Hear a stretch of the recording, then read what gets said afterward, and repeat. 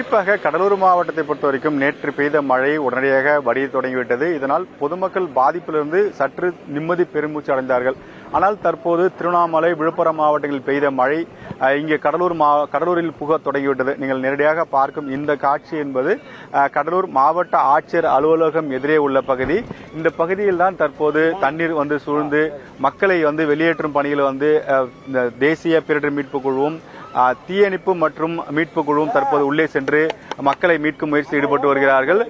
தொடர்ந்து இந்த பகுதி முழுவதுமாக தண்ணீர் சூழ்ந்த காரணத்தினால் ஒட்டுமொத்தமாக பொதுமக்கள் மிகப்பெரிய ஒரு பாதிப்பு ஏற்பட்டது. குறிப்பாக இரவு 2 மணிக்கு தண்ணீர் உள்ளே புகுந்ததாக சொல்லப்படுகிறது. இதன் காரணமாகத்தான் பொதுமக்களுக்கு மிகுந்த சிரமத்திற்கு உள்ளாக்கப்பட்டிருக்கிறார்கள்.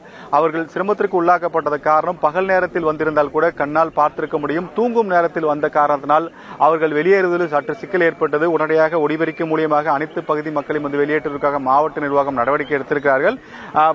இதுவரைக்கும் நூற்றுக்கணக்கானவர்கள் வெளியேற்றப்படுகிறார்கள்.